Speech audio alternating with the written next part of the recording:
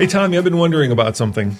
Yeah, what you got? What's it like to own and drive a free car? Well, free is a bit of a stretch, but yeah, in today's podcast, we're talking about a bunch of things, including the viral free car that I leased and what it's been like to live with and what it was like to actually go through that purchasing process, because it's not as easy as you might think. All right, and before we do that, was Santa good to you? What did Santa bring? Yeah, it was a great year. You actually got me a very, very nice gift, thank which you. I'm really appreciative of. This is a new watch. I'm slowly getting into the watch world, but this is the Swatch Blancpain collaboration. They're doing a bunch of these Blancpain style watches as swatches. Is that how you say it in French? Blanc? Yeah, or blank pain, I guess, if you're American.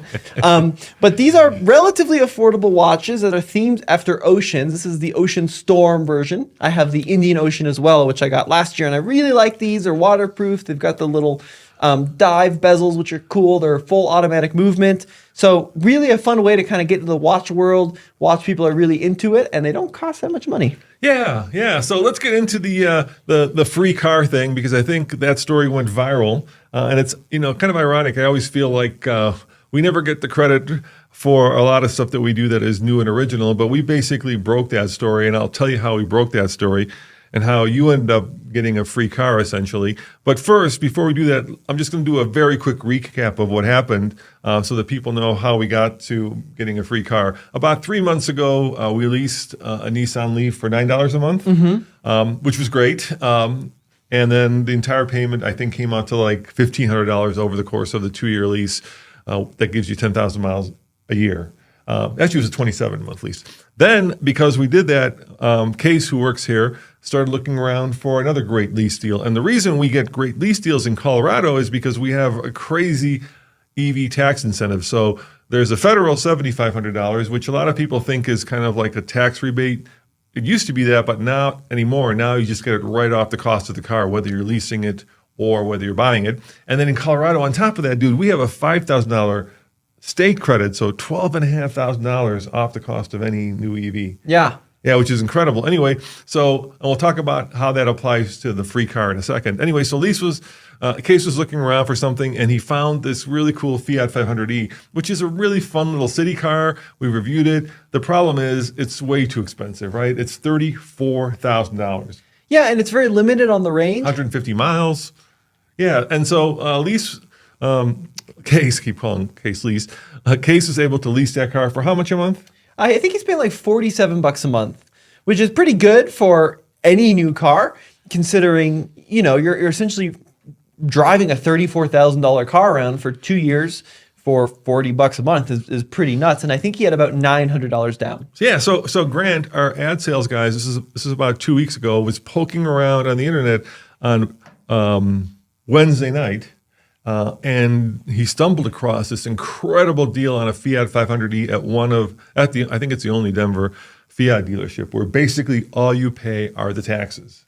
And so he called him up that night, and they had just put it up. They had just gotten the okay, this is on a Wednesday night, to be able to do this. And so Thursday, he hustled his butt into the dealership, and he was able to lease a car for nothing down, nothing per month, except for the taxes, which you have to pay on any car you lease or buy. And as we were driving back from, I think, a shoot, I called Grant, and he dropped this news on me, right? And he said, yeah, I got this car for free, basically. And I said, Tommy, are you interested? And you said, sure. And then you were more than interested, because you also picked up the phone and called who? Yeah, so I called Larry H. Miller, and we got a deal. And then I also contacted my wife and her dad, so my father-in-law, and they were also interested, because it seemed like a deal that was too irresistible to pass up. $0 down, $0 per month, just pay the taxes. And then on Friday, so this is now basically a day and a half after that lease deal was approved by Stellantis Financial, we make our way down to the local dealers. There's a couple in Denver, a couple Fiat dealers. But this one was Larry H. Miller, right? I think the other one's also Larry H. Miller. Oh, okay. And then we were able to, talk to the salesman. They had like 20 of them on the lot, and we were able to pick one up. And we'll talk about the deal and how that process went, because it was not quite as simple as like the headline will make you believe. And I'm still like a little sketched out about the process, and we'll talk about that as well. But yeah, it's true. I paid personally $1,270, I think it was, to leave the dealership with a Fiat 500e. And then if all goes well, it should be $0 a month, no extra money down, and then there's going to be a fee to give the car back of $395 in 27 months. So it's a 10,000 miles a month lease, 10,000 miles a year lease for 27 months. I remember not that long ago in California, they had this crazy lease on the Smart electric car, and I think it was like $99 a month. I think they did the same deal on the Fiat 500e back then. The first one, yeah. I thought to myself, if I lived in California, I would jump on that. And lo and behold, now in Colorado, we basically got a deal that's better. And look, out there, I think a lot of people are saying there's no such thing as a free lunch, and I agree, because this is, of course, subsidized by the taxpayers. You guys are exactly right. But my kind of feeling on that is, if the government is giving away free cars, why wouldn't you get one? And you get either a free level 2 charger or $600 in charging credits. So essentially, and you get to keep that charger. Everybody opts for the level 2 charger. You're getting a free $600 charger for free that you get to keep even after you get the car. You return the car back. So how does this work, Tommy? I mean, how were you able to do this, and how is Stellantis able to do this? Because at some point, you would think that the company is losing money by doing this, basically free lease, because all you're paying are just the state taxes and the federal taxes, which you're going to have to pay anyway. That's a great question. And I do have some pictures here of the documents, because there is some interesting things I want to talk about. Okay. So the residuals on the car, at the end of the term lease, you have an option to purchase your vehicle. This is per my purchase contract. And the option to purchase that price is $17,388.45. So if in 27 months we want to buy the car out, it's going to be about 17 grand, which is crazy, right? That would be pretty silly to buy that car out for that kind of money. Because it's going to be worth less. Yes. At the rate that EVs depreciate, it's probably going to be worth a lot less. Exactly right. But then if you look at my contract, it's pretty funny. Like it says, monthly payments or single payment. Your first monthly payment is NA, followed by NA payments of NA due on NA of each month. And then it says at the bottom, your single payment of $661.77 is due on 12/13 when I took delivery. That and my taxes. Even though this is where I get a little sketched out about it. It does say it's broken down as $661 being my first month's payment. Yeah. I didn't pay him $661 for payment. I paid him $1,200 for taxes. This is why I was kind of sketched out about the deal, because they did a really bad job explaining line item by line item how it was being broken down.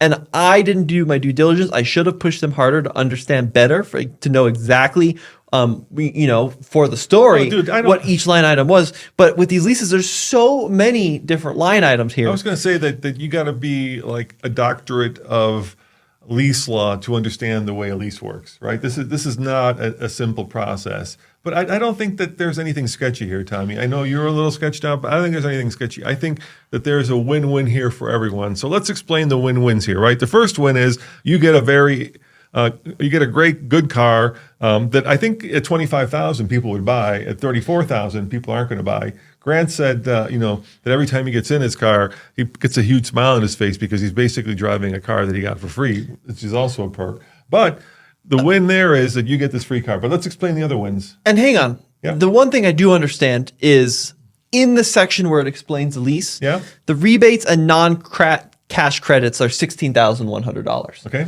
So that right there is how this deal is able to happen, right? Is between federal, state, and also incentives by Stellantis to get these things out the door. Is that $16,100 they're essentially giving you toward the price of this lease. Take that away from the MSRP. Anyway, so when we bought the Leaf, right, the dealer charged us like a $500 acquisition fee. Leased the Leaf. Yeah, leased the Leaf. Sorry, Yes. So he charged us this acquisition fee, which is just $500. $699. Okay, $699, $700 that just went right to the dealer's pocket. Mm-hmm. In this case, there is no acquisition fee or title fee or any of those other fees. I call them bullshit fees because they're basically just paperwork fees that the dealers add on to make extra money. None of that is there. So what does the dealer get out of it? Well, the dealer gets basically coupons from Stellantis. Yes. And there's a couple of valuable things for the dealer here. First of all, the more Fiat 500Es that they move out the door, the more likely they are to be allocated cars and trucks that will make the money. Ram 2500s, Dodge Durango Hellcats and SRTs, and these high dollar cars that have big margins on them.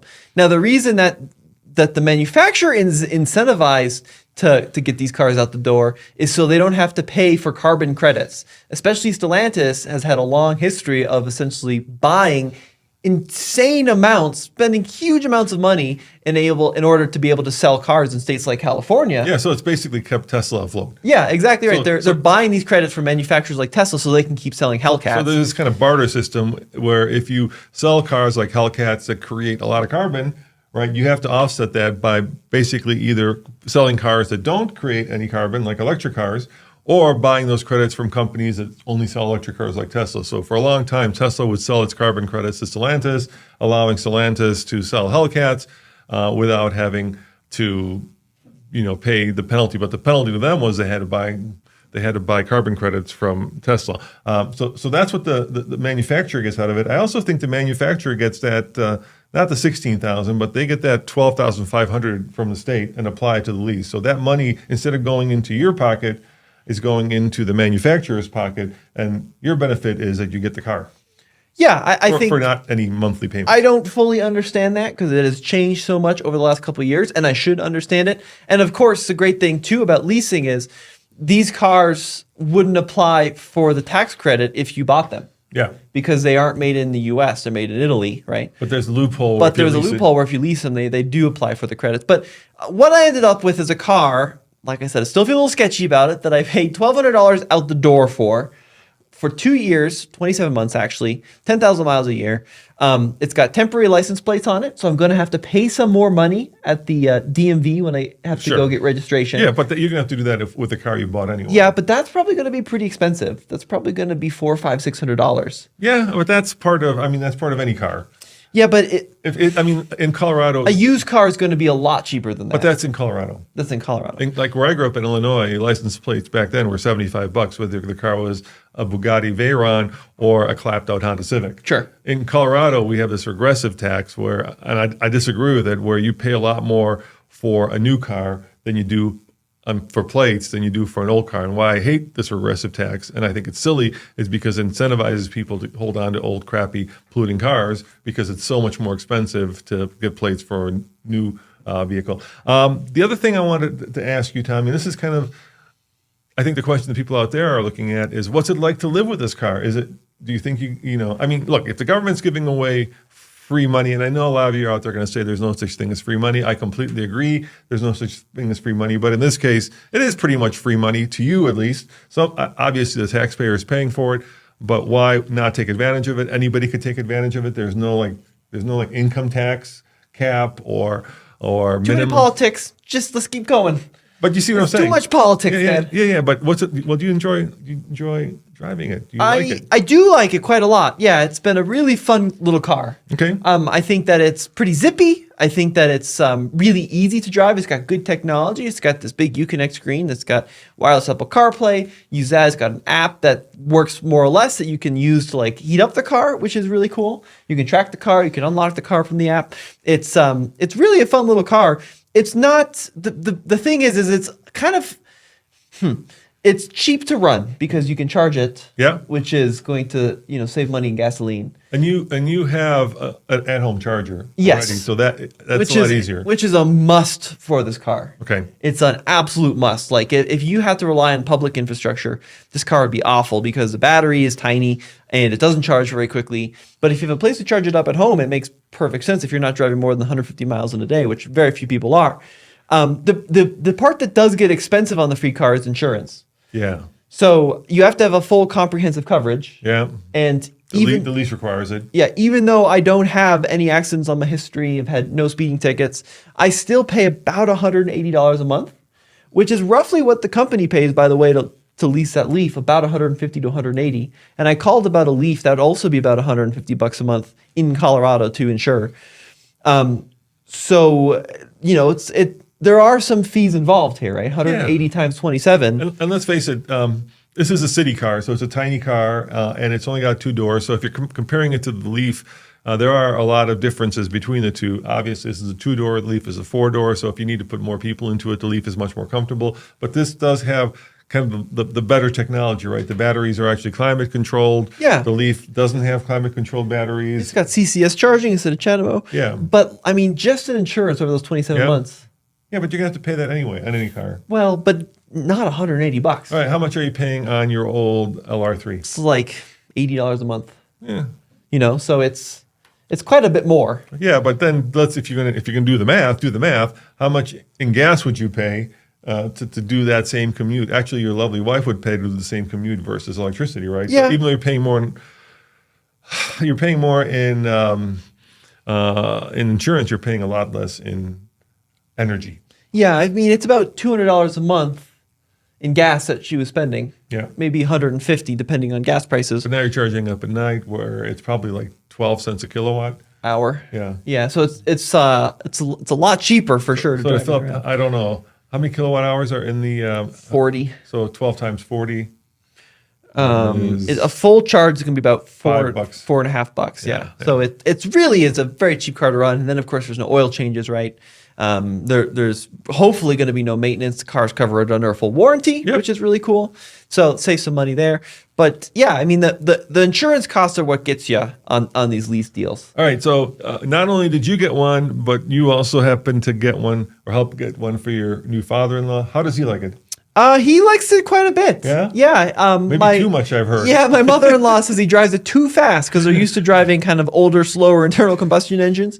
And, having that instant torque, even though it's only like 120 horsepower, it moves pretty fast. So he's, I guess, a public menace on the road. Can you put it in what is that, the slower mode, like Sherpa mode or something? Yeah, there is Sherpa mode, but then that limits you to 50 miles an hour. Is there another mode that? There's a range mode, but Yeah. that doesn't really slow you down either. Can you kind of sneak it into range mode next time you see him to keep him from tearing up Colorado Springs with his new red 500E? This seems like a car that would attract tickets. The problem I'm finding with those modes Yeah. is that a lot of folks who have never owned an EV don't like one pedal driving. This is an issue. So Morgan doesn't like one pedal driving. Yeah, how does she like it? She likes it. Yeah? Yeah. It's really, I haven't driven it at all. It's been only her. She's been driving it. I'm kind of, my concern actually is that we're going to run out of miles. You are going to run out of Because miles. we've only owned it for like 2 weeks and it already has 500 miles because she's got a pretty long commute. And miles are another 30 cents per mile overage. So my question is, what happens if you do run out of miles? With the Leaf, you can buy more miles. Nissan does that. Well, you can on this, but it's 30 cents a mile. I think the Leaf is much cheaper than that. 10 cents a mile. Oh, yeah. So do you just park it at that point? Well, I'd like to just give it back to them. I don't know if I'm sure they, I don't know. I don't know if Let they us will know in the allow. comments, yeah. Like on a normal lease, they wouldn't be incentivized to do that because you're paying a monthly. But if I'm not paying a monthly, I don't know why they wouldn't just want the car back. Hey, for those of you who've kind of run out of miles early on the lease, let us know in the comments below. What do you do? Can you give it back early and be done with it and then move on? Or do you have to hold on to it for the full term of the lease? That's an interesting question. Now, there are two catches to this deal, of course, in that you have to live in Colorado. Yeah. So you can't just buy the car in Colorado. You have to file taxes in the state of Colorado. I was listening to a podcast, Doug's podcast, and they were talking about this, and they were all saying that they would get it like without even thinking about it, even if they didn't need it, because then you'd have a car just to run around in. But unfortunately, guys, you got to have a Colorado address, and in fact, they made you show proof, right? Yes. And it wasn't just you a have to license; prove- you had to prove you had to show your garbage bill or something. No, the problem is that my new Colorado address isn't on my ID. Okay. So I had to find other proof of ID or other proof of address. Okay. So, yes, you have to file taxes in Colorado. You can't just fly it in and then drive it home, even though that would be awesome. You also have to have a credit score over 700. And in the video, I said I had a hard time with my credit score, and I should have clarified. My credit score is actually pretty good. It's about 800, which is well over the 700 minimum. Yeah. The problem is, according to the bank, the Stellantis financial organization, I didn't have enough credit history. So even though I've had a credit card for 8 years, I've never leased a car before. I've never had a car payment before. So you had to have a cosigner? Yep. So I had to have a cosigner. Who was? Morgan, my wife, Okay. is my cosigner because Well, she's driving it. she has financed a car. Yep. Yeah. So I had to go through that process. That was a really long process. Getting approval took a couple of hours. Dude, you were in the there the whole dealership. day. Yeah, and I read like a lot of the comments. People are like, you shouldn't complain about being there for a whole day to lease a free car, and I understand that. My frustration was just like I've seen how dealerships operate, and I've taken actually dealership my course, so I could become a dealer, so I could have a better understanding of how that works, right? And By the way, we are not dealers. we are not dealers, but I did take my class, so we could be if we wanted to. But the class was interesting because you learn about how dealerships operate. Yeah. And it just was frustrating seeing like all the inefficiencies in this process, and just the sheer amount of time it took, and then the paperwork had to be fixed and then redone, and they had to send someone out. I think you put your finger on something. I think this is where Tesla has a huge advantage, right? Because every time we've bought Teslas, you could just go on the website and you provide them with a bunch of information, a credit card, and then you go on the app, and then you basically do all the paperwork on the app, and then you show up at the delivery center and the car's waiting there for you. You sign a piece of paper and off you go. This literally took the whole day. You say that, but our last Model 3 delivery took like 2 hours. It was a pretty long process too. Remember at Model Y, when we took delivery of the Model Y, you were getting really frustrated because we had all the paperwork filed already, and there were still big delays. Yeah, but like with the Cybertruck, that literally took, I think, from beginning to end, like 20 minutes. And then the other concern I have with this car is apparently it's taking people a long time to actually get their little registration ticket to bring to the DMV. Yeah. So when I was there, someone came in frustrated because they hadn't received That happened with their Tesla too. Yeah, they hadn't received their ticket. So I think that's probably more of a state thing moving slowly.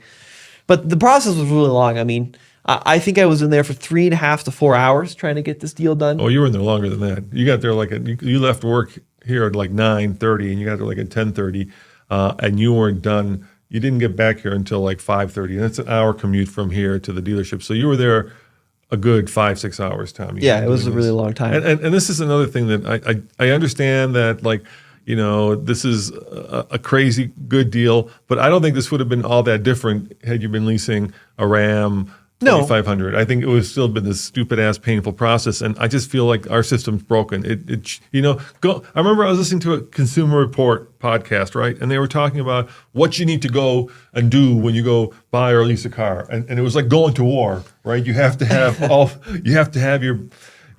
your information. You have to know, about the vehicle, because the salesman's certainly not going to know about it. You have to know how much the actual MSRP is minus, whatever incentives there are. And then you have to be like willing to walk away. And I'm like, dude, this is like going to war, right? It should be like this. You should just be able to go into a dealership and have a wonderful experience, like you're buying something that you've been really looking forward to and you really love, and now you finally have the money, you finally earn the credit, whatever it is, to be able to go do it. And this should be just like one of the happiest days of your life, and it just becomes this drudgery that people hate. To the dealer's credit, I will give them some credit. They were very friendly, which was good. They didn't try to upcharge me or That's good. Or my father-in-law anything. So they weren't trying to put floor mats or weather protection or none of that. That was really refreshing to see. And then, like, to their credit too, they didn't have any, at least so far, they didn't have any dealer handling on the car, which is also pretty cool. So it was a long process, but the people were friendly, and actually the car turned out pretty good, which I'm happy about. Yeah, so the reason I want to talk about this, I was kind of bummed out because we kind of broke the story. In fact, in our company, we bought 4 of these, right? You got at least 4 of these. You got one, Grant got one, Case got one, and Case's roommate got one. Yeah, and then Case's friend is also trying to get one. They actually, when we went in, they only had the red ones ready, but they also have white and black as well if you want some colors. Yeah, but now I hear they've got like a 60-person waiting list. Yes, our video kind of helped them out. I guess like the first couple of days, they got an 80-person wait list trying to get these cars, which makes sense because the deal is pretty irresistible. So I was bummed out for 2 reasons. First of all, I was really happy for you and all the people who got them.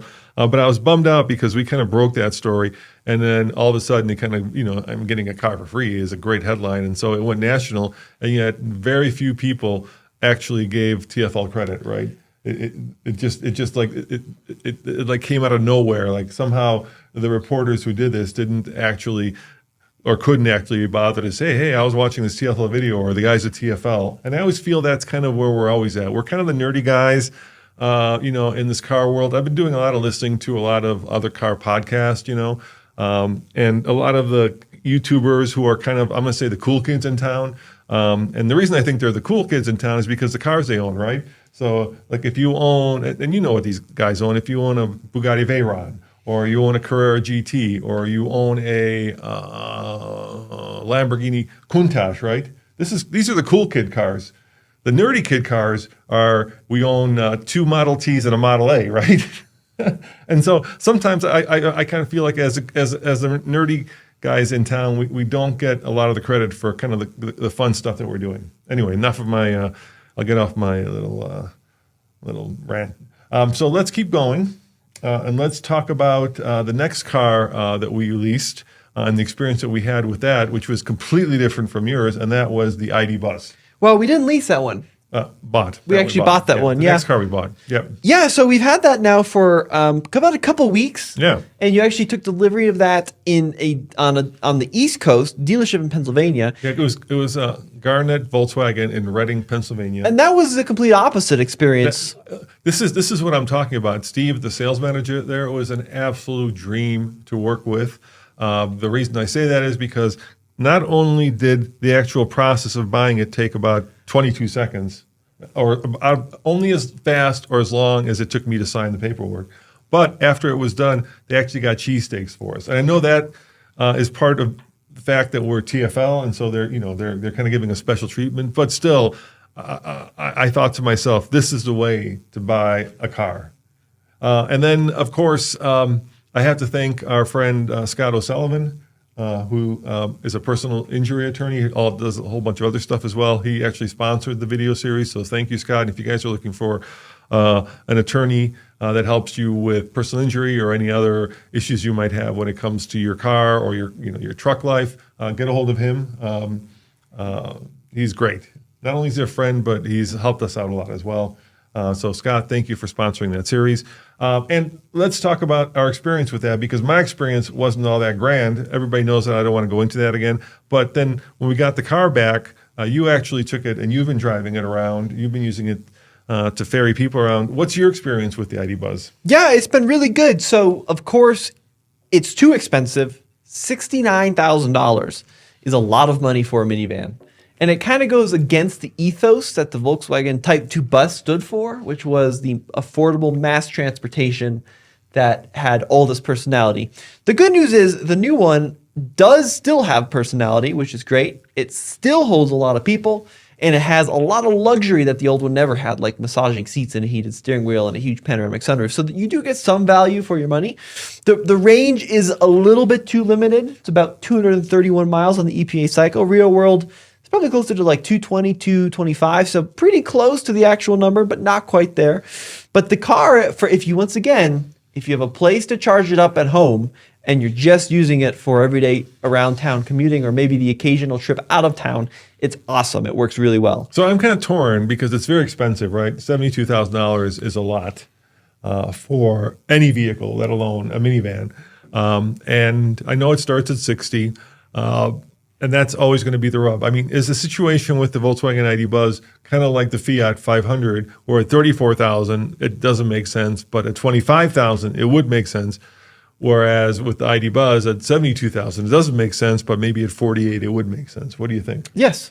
Okay, fair. That was an easy answer. No, I think that the van would be a perfect car at $50,000 or $48,000 or maybe even $55,000 would be pretty good value. But at $70,000, the value isn't there. Now, of course, you can get the more basic version, the rear-wheel drive one for $59,000 and some change, which is awesome. Realistically, $60,000. That's great. But I think that should be closer to maybe like $45,000, and then the all-wheel drive one should be closer to $50,000. And then we're talking about some value. Or just come out with a standard hybrid version that starts at $40,000. I think that would be really, really popular. Because the problem is that the van has always been about seeing America and experiencing life on the road. It's tough to do that when you have 230 miles of range. So that's kind of the big shortfall of the van. The positive is it's a really cool, well-packaged machine. It's got a ton of space. It's got a ton of style, which is a hard thing to blend into one. Usually cars look cool or they're practical. Having both in one is really great. You know what I love about it? It makes me happy. I don't know if you can put a number on that, but every time I look at it, and I think it's not just me, Tommy.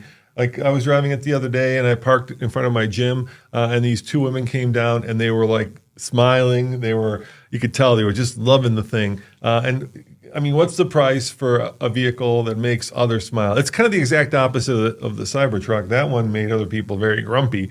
This one just makes people happy because I think people have good memories of either being in one or because the styling is so out there, right? I mean, most cars today are white, black, gray. This thing is actually bright and vibrant, and it just sticks out on the road. So I think that there is a number you could put on that. Is it 72? Probably not, but is it 60? Maybe.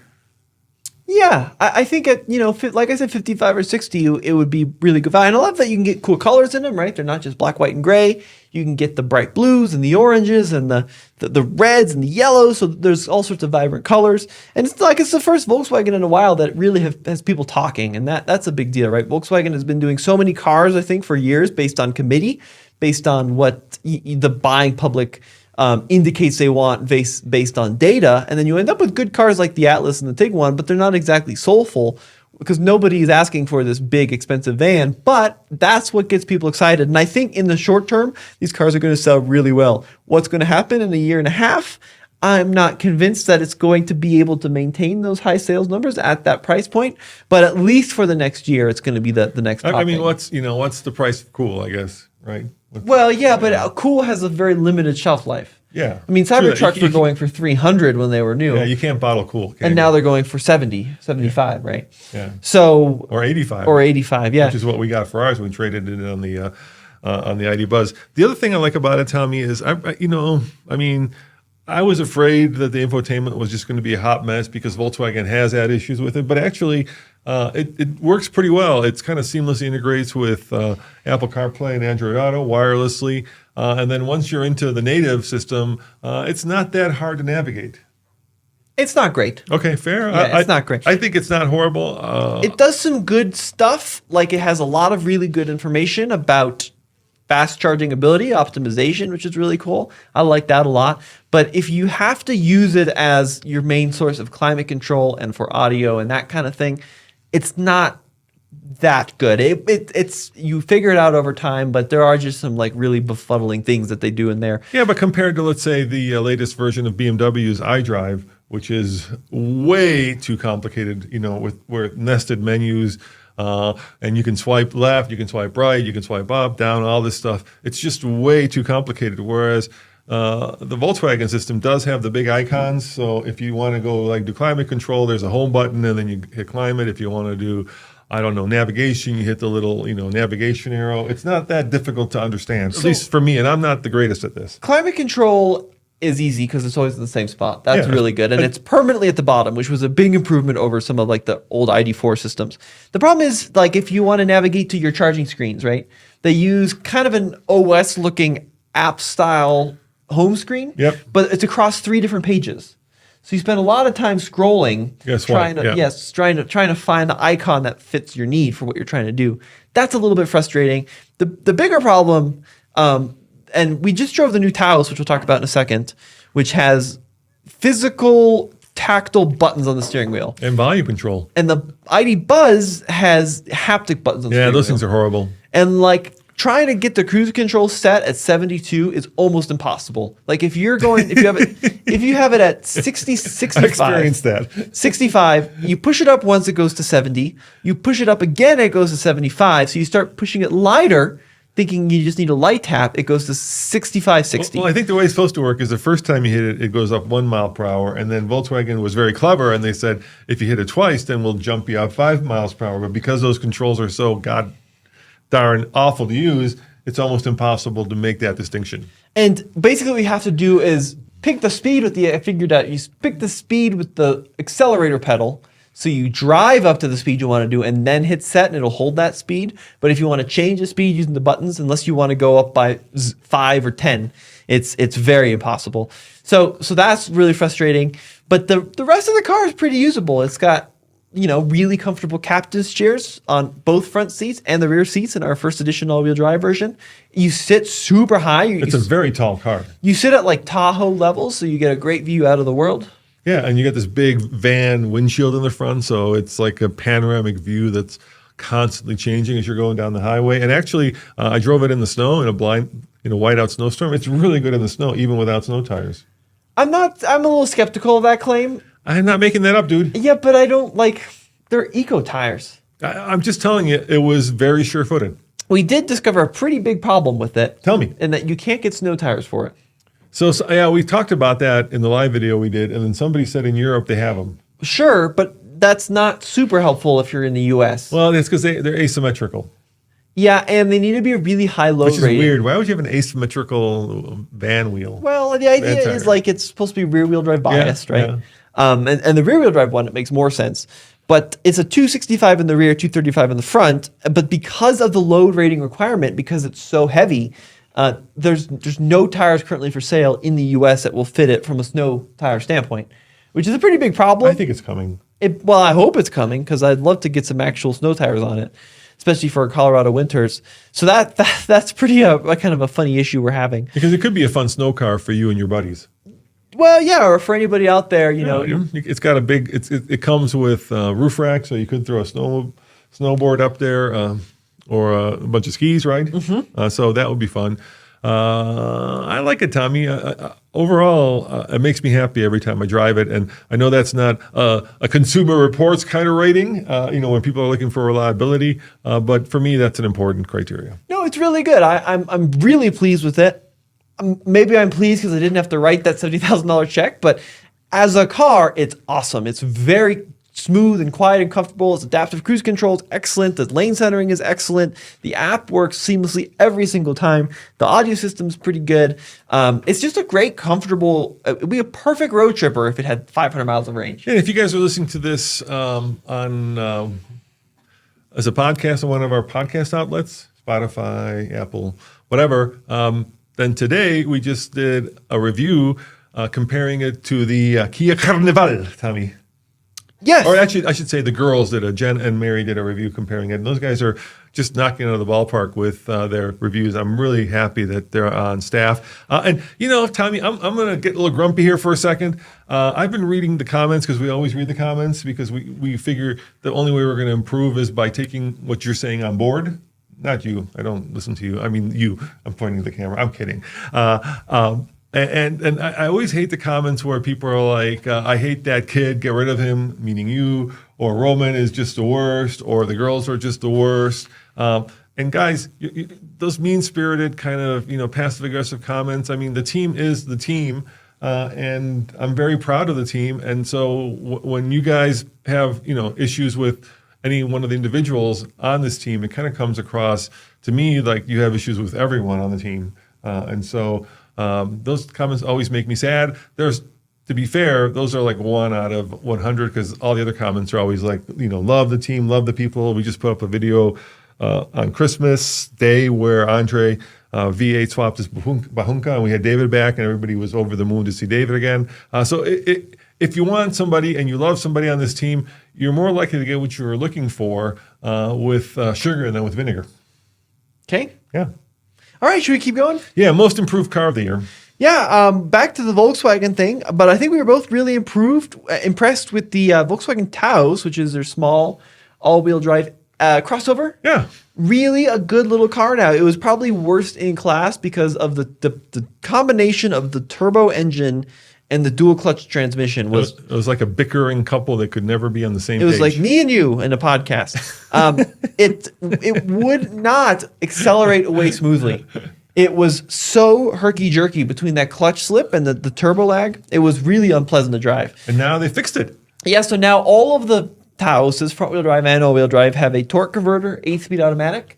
And it is actually a pretty good little car now. Yeah, I was driving it to Denver the other day, and I was zipping through traffic, loving it. Because also, when I had to go park it, the parking lot was chock-a-block, and there was one space that most American cars or trucks couldn't get into.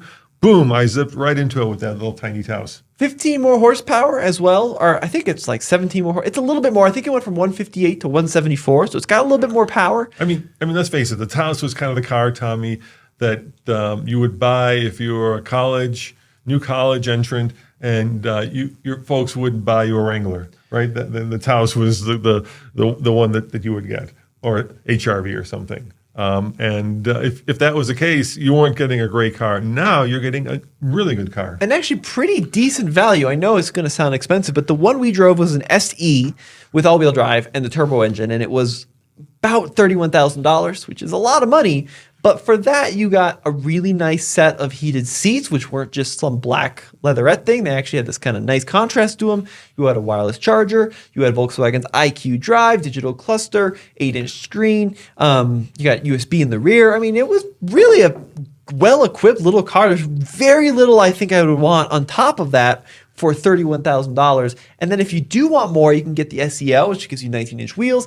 The only car in its class, I think, with ventilated seats, which is awesome. You can get a big panoramic sunroof in it. So, like, really good value for what you get. And a pretty fun car to drive. They did a really nice job with it. Yeah. I think Volkswagen is starting to get some of its mojo back. I was talking to Alex, our videographer, because right now we have the new Jetta. And he was saying, like 10 years ago, Jettas and Golfs were everywhere, and now they seem to have completely disappeared. I mean, when's the last time you saw like a GLI or a GTI in the wild? Well, the problem is they've been replaced with crossovers. Yeah. So they've not, I don't think that it's a Volkswagen problem. I think that they've all kind of disappeared in that, you know, Ford used to have the Focus and the Fiesta. And now they don't have those cars anymore, right? But the Jetta's not a. I mean, so are you saying hatchbacks were replaced by crossovers, or are you saying sedans were replaced by crossovers, or are you saying both hatchbacks and sedans? Both. Yeah, everything was replaced by crossovers. Yeah. Yeah, we live in such a boring world now, huh? Well, I don't think that's necessarily a bad thing. I mean, I know it's the hot thing on the car communities to hate on the crossovers, but for most people, they're kind of just better than sedans or hatchbacks. You sit taller. You get the sensation of safety, even if maybe you don't get a lot of improvement. They're better in the snow. They typically have all-wheel drive. It's easier to load things in and out of. It's easier to get in and out of. I mean, there's a lot of pros for non-car people. Doug made a really good point in his podcast. He was talking about the Prelude and how, coupes are dead, but now Honda's bringing back a coupe. Yeah. And he said basically, and he's right about this, he said that basically coupes have... The reason people bought coupes in the past was because they were sporty, right? And they had good handling. But now you can get that same amount of sportiness in a tall crossover because of technology. So once upon a time, if you wanted a funky, fast car, you wouldn't get, of course, a sedan. You get a coupe, but now you could do that in a crossover. And the example they used was like what brought that on was the BMW X6, right? Where you have all the performance of a sports car with all the utility of a big but you don't get car. the fun of driveness. I mean, performance standpoint, for sure, you definitely get, some of these new M cars, X5, X6M are insanely fast. Even like an X3 with the turbo engine is insanely fast, but they're not like fun to drive like a Prelude might be. And while we're on the subject of other podcasters, I was listening to him on Matt's show, and this really got me bummed out. And I did some thinking about it. So Matt basically said, and Doug agreed with this, that if you're a YouTuber, you have to have a side hustle to make money nowadays because the YouTube views are going down. And I think they're right about that. And that's because, of course, everybody's now doing shorts more than they are the long form videos. So in other words, like if you're Matt, you've got West Side, right? Storage. If you're Doug, you've got Cars and Bids. And so you have to have something else to make up for the lost revenue that you're losing on YouTube. And that scared me because we don't have a side hustle, right? We've always been just a pure media company.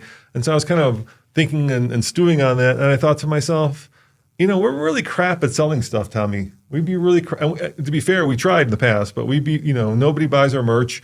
And so I'm kind of happy just being a media company where we don't have a side hustle, because I think if you had to do it as a way to market or promote some other business, then it would become really kind of drudgery and onerous to have to do these videos, not because you love doing them, and I'm not saying that those guys don't love doing it, but because, this is the marketing arm of something else. Well, I think they don't want to be, and part of they probably do, but it's out of necessity.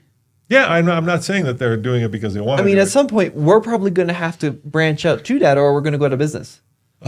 Yeah, that's what got me sad. If YouTube cuts their revenues, their CPMs by 50%, which they could, and we have no control over that, we're going to be out of business. So regardless of whether or not we love doing it, it kind of probably is inevitable that we start looking into other diversifying outside of just that platform.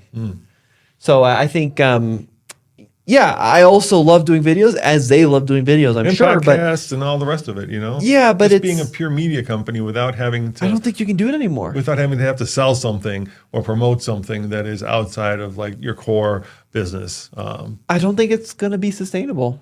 We'll see. I mean, you know, one of the reasons we've been able to do this is because we have diversified with not just within YouTube, right? We have 8 channels, but outside of YouTube, but never outside of the media world. So, like, you know, our TikTok page is very strong. I think we got like 1.3 million followers there. But it makes like $60 a month. And now Facebook has become strong. So I'm hoping that it's good enough just to kind of, you know, put all your efforts and your eggs in being, you know, a very good media company as opposed to having to do something else. But it is worrisome. I mean, You're it's right. getting harder and harder. Yeah. So I'm not convinced that it's going to be sustainable forever.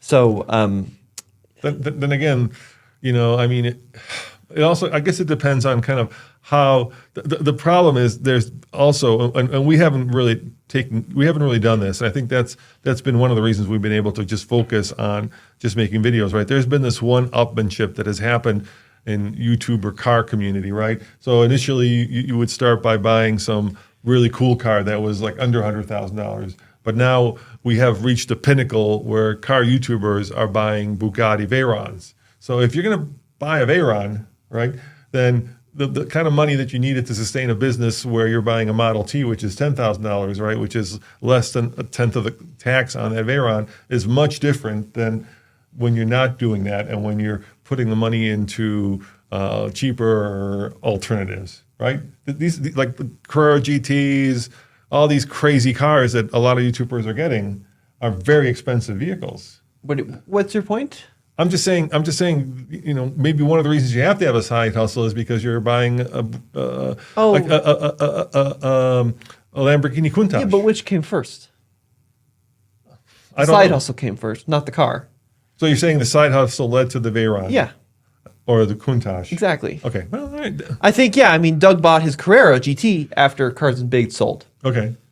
right? Yeah. So, Fair. so yeah, I mean, he was really successful, and huge congratulations to him, and then he rewarded himself with that, right? So, Yeah. so that the side Yeah, hustle good kind of point. led to that. Yeah, I just don't think that going forward it's going to be sustainable enough just to do videos. I think that with the way YouTube's going, there's going to have to be other revenue sources if we want to stay in business. Or we're going to have to hope that the price of Model Ts quadruples. Yeah. So we start making money. There you go. On Model Flipping Model Ts. Ts. Yeah. versus Yes. versus what else we're doing. Hey, we got to talk about. We haven't talked about this, but we got to talk about the Nissan Honda merger. Yeah, really interesting news, actually. You know, it's kind of no secret that Nissan has been struggling, right? So the question is, what does Nissan get out of it, and what does Honda get out of it? Well, I got 2 thoughts. Okay. First, I think a lot of this happened behind the scenes in Japan with the government involved, right? Because there's a lot of jobs at stake. So I think somebody in the Japanese government, and I think this is the way Japan works, and if I'm wrong, please feel to correct me on this, but I think somebody in the Japanese government thought to themselves, we can't all of a sudden have one of our major employers go bankrupt. So hello, Honda. Hello, Toyota. Any of you guys interested in working with Nissan over here? And we can help you facilitate that and probably give you some pretty serious tax benefits if you decide to work with them. Sure. Now, from a Honda point of view, I think what Honda gets out of it is something that they're dearly lacking, and these are body-on-frame vehicles.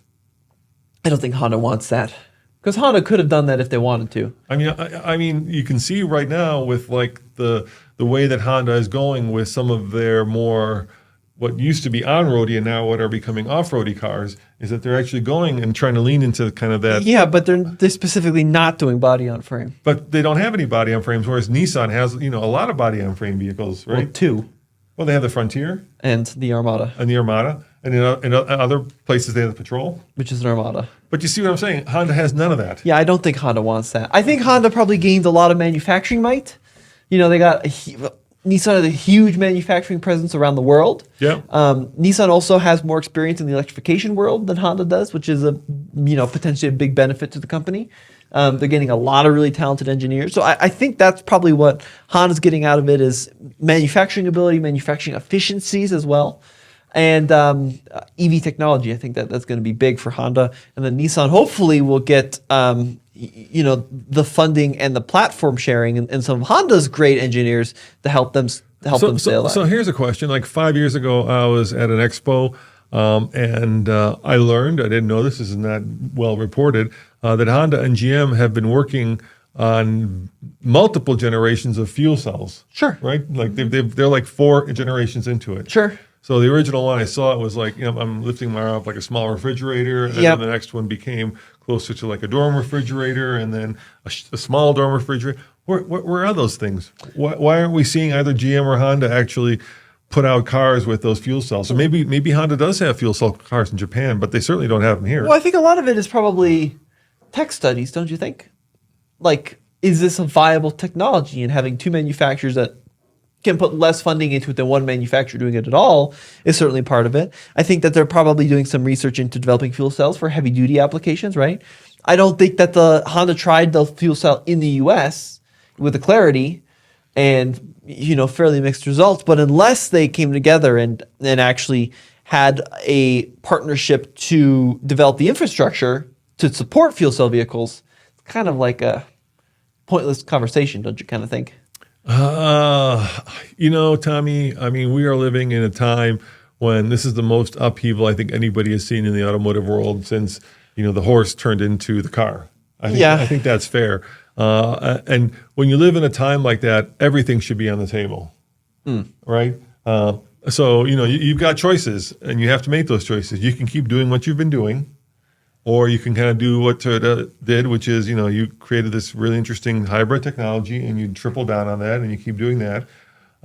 Or you go out there, which is what Hyundai and Toyota are doing with the fuel cell vehicles, and try to make those work, right? I mean, you got to try everything. Yeah. I think doing what you're right. I think doing what you've been doing is not going to work any longer.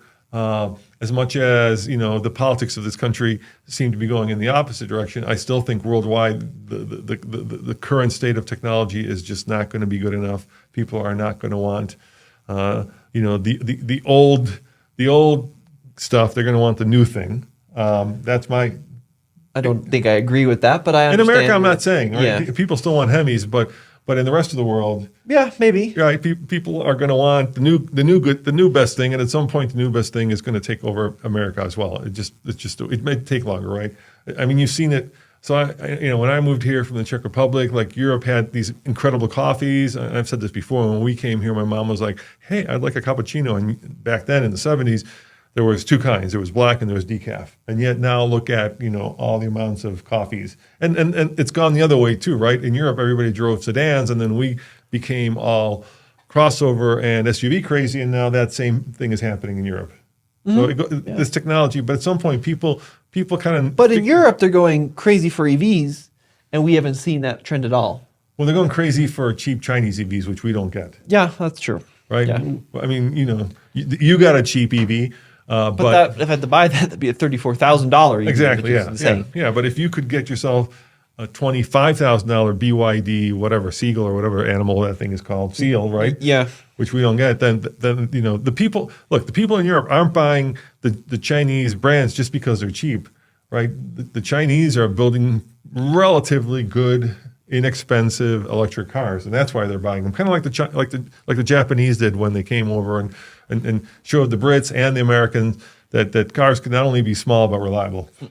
All right, let's keep going down our list. Now, we did something fun.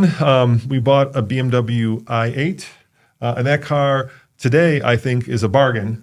Yeah. Right? We bought a 10-year-old one for $48,000. Originally, it was like $148,000. And what made it cool back then still makes it cool today. And so with the i8 and the i3, BMW was way ahead, maybe too early. And that is they had plug-in hybrids that you could drive for like 20 to 30 miles. And then when you used up the battery, the engine would turn on, and then you could drive it across country. I drove it from Anchorage with no issues. So is the i8 the next big thing? Were we too early, or is it still going to get cheaper? The problem is, the problem with the BMW i8 is people perceive that car exactly like you said it. Yeah. They think of it first as a plug-in hybrid. And they think of it, it only goes 15 miles on a charge, and then, it's got this little 3-cylinder that turns on. And I think that kind of rhetoric you're saying is very damaging to that car's persona.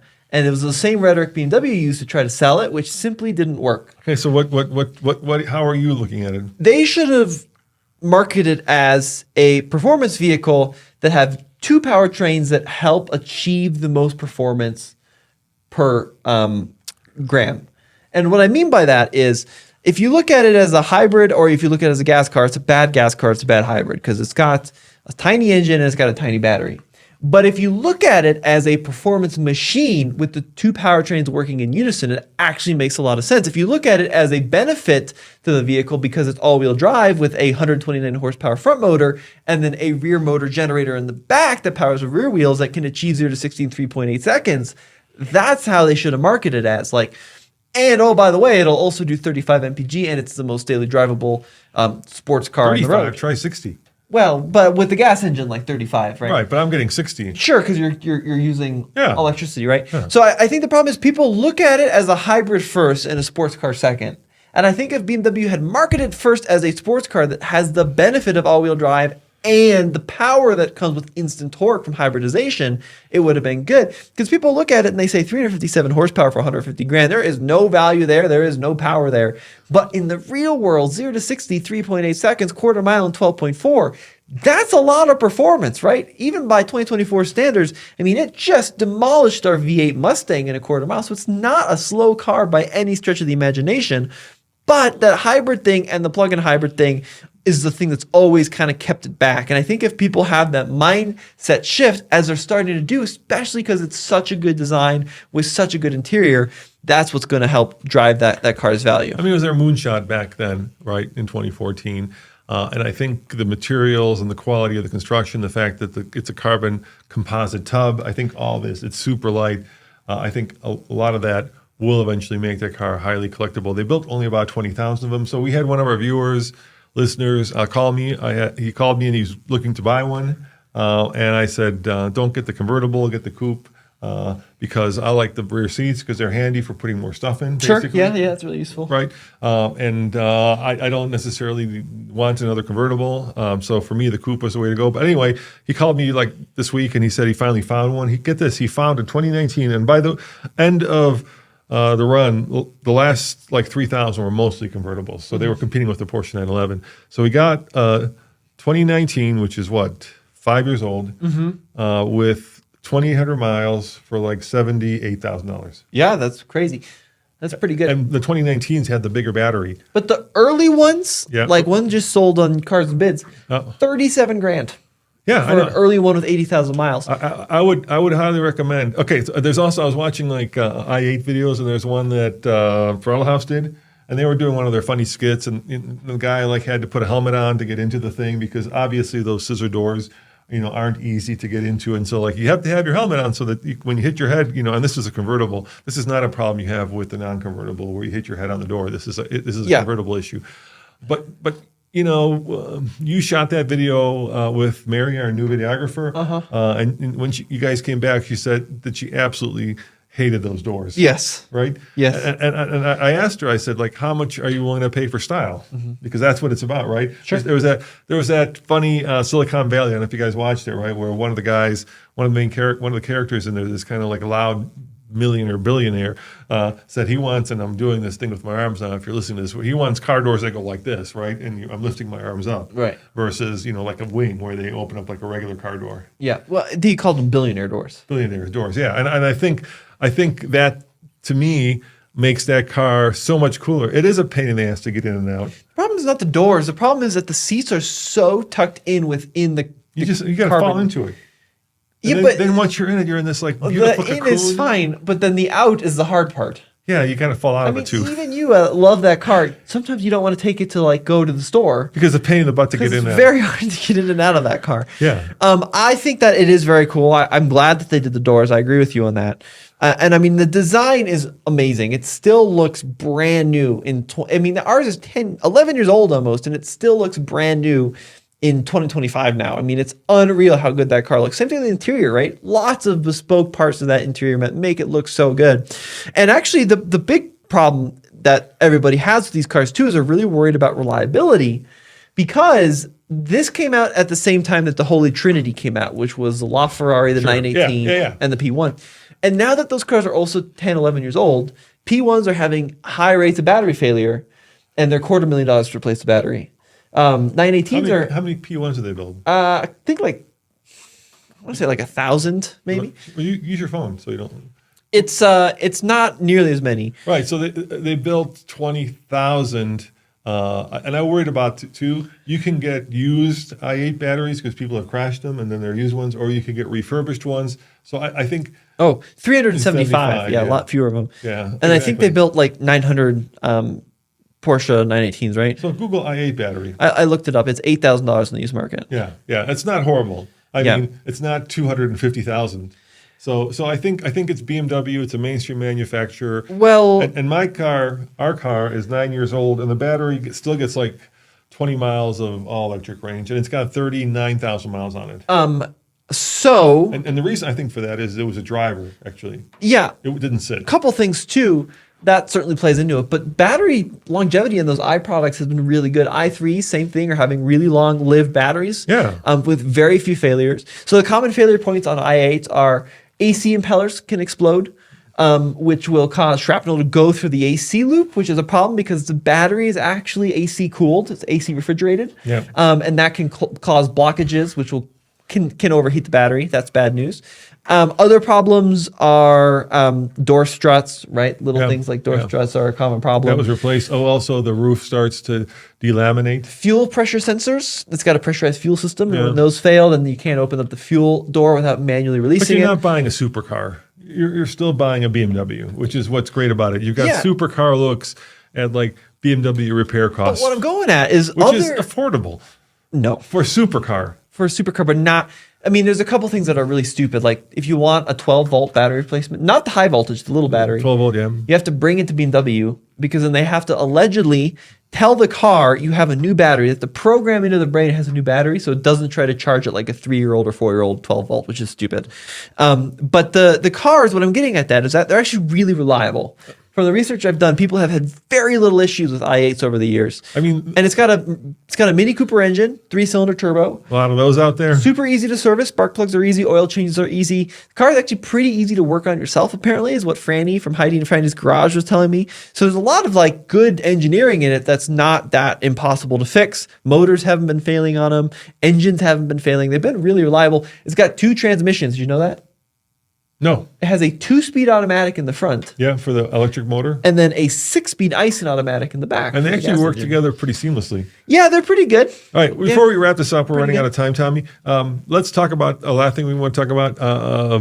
Stellantis just announced that you can still buy a new Durango Hellcat. Yeah, pretty cool. So they're continuing it through the 2025 model year, the Hemis and the Durangos. And the reason I want to talk about this is, does this mean that we're going to see V8s back in trucks and in muscle cars? I think so. I think you're right. I think we are. I think with the new administration, I think they're going to open the door for the manufacturer to bring in supercharged Hemis and Chevy 350s, LSs, whatever old V8 you loved. I think a lot of those are coming back. Yeah, I think you're right. Because I think there is a pent-up lust for them. Yeah, I think that people want those vehicles. I think that they're going to be really in demand going forward. So I think that there's a good chance, nothing official, of course, but we're going to see Hemis back under the hood of some of your favorite Stellantis products. But I still think, like for me,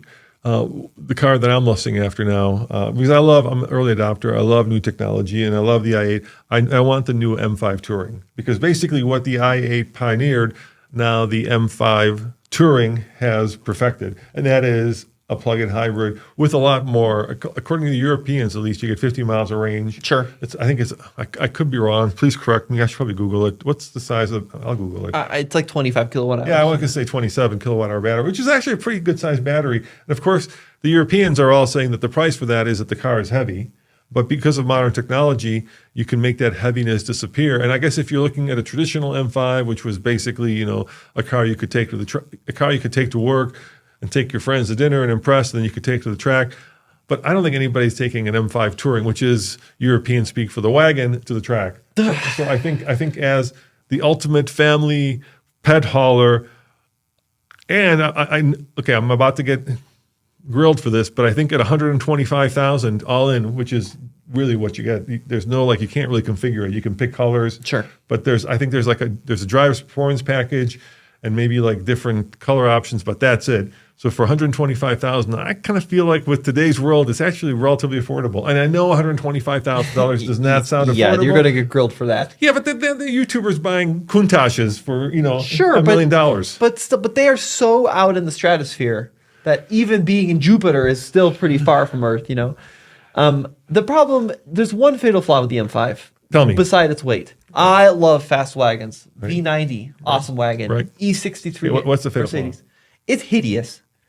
It's really, really ugly. I love the looks of it. No, nobody likes the looks of it. They got rid of the big beaver teeth. Oh, it's just ugly. Oh, come on, Tommy. It's just that's good design. If you hate it initially, then and BMW does this, right? A lot of their designs are cutting edge, and so the first time they come out, you're like, oh, this is horrible, and then 10 years from now, it just becomes a classic BMW design. I don't mind the design. I think the thing that's wrong with it, having driven it, is it's way too freaking complicated. There's literally. There's probably 100 different parameter options and choices you could make in that car. Well, and it's just needlessly complicated. Needlessly complicated. I disagree, Dad. I don't think that a lot of BMW's designs recently have aged well at all. Okay, fair. I think maybe the E65 series looks good, but that is not an attractive car. And also a bad color you picked. I don't think you can even get that color in the U.S. It's just doesn't work. Yeah, there's too much going on. It's got no cohesion. Do a red one, would you? Yeah. Do it in red. It's fine from the back, but the front is just do big. M5 Touring. And that's what the i8 has going for it. There it is, yeah. No, that's no better. Make it big. No, that doesn't do it for me. Okay. Yeah, and that's a rendering. That's not even the real car. No, that's not the real car. What the hell did you pick up there? Yeah, it's just I don't not. think the other one was actually the real car either. That was the real car. The green one's a real car. No, that was the real car too. Okay. All right. Here's another real car. Yeah. Oh, that's sexy as It's just busy. No, I love that. Yeah, it doesn't do anything Everybody for me. hated the big beaver teeth. Now they're gone. Now it's more of a traditional kidney grill. It's still the size of Massachusetts. No, it's not. It doesn't go all the way down to the bottom like the old ones. Yeah, that does not work for me. And the beaver teeth, I should say, the What BMW is kidney happening? grills are now horizontal as opposed to vertical. Why are there 27 triangles Because it's got a lot of intercoolers on the dude. grill? But why The not? thing has 1,500 intercoolers. Maybe you should design it in such a way where it's elegantly I mean, we should included. also talk about what you're getting for your 125, right? You're getting over 700 horsepower, Sure. right? Yeah, but I And can a get big, that ruddy, Rivian out. big ruddy V8. That Rivian out there is 850, and it's also 109. 106. It's cheaper than this, and it's a truck. Let's see what the. Let's see. Oh, come is it on. 2.5 to 60? 3.5 seconds to 60. So a Model 3 Performance will kill it in a straight line. Doesn't look very good. It weighs 6,000 pounds. It's just I don't think it's it, Dad. I don't think they got this one right. I know it's the first time we're Can you getting. put 4 friends and a Bernie's Mountain Dog into a Model 3 Performance?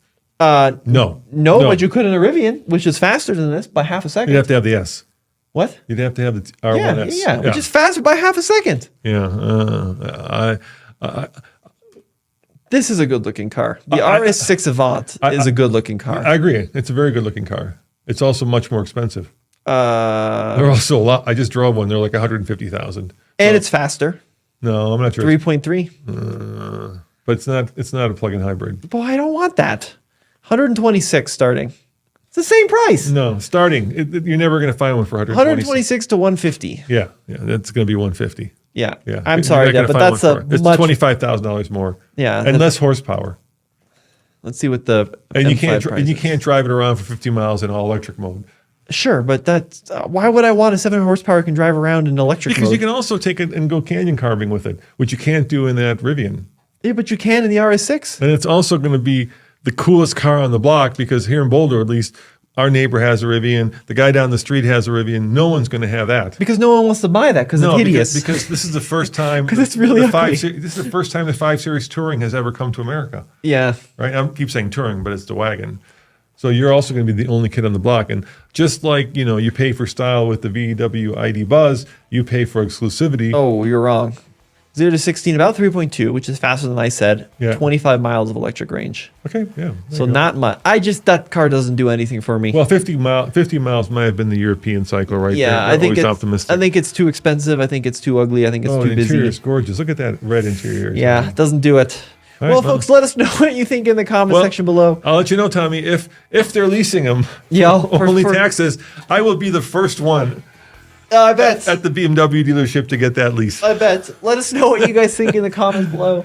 Thanks as always. Happy New Year to you. Happy New Year. Yeah, Yep, and we'll see you next time. See you next time. Ciao.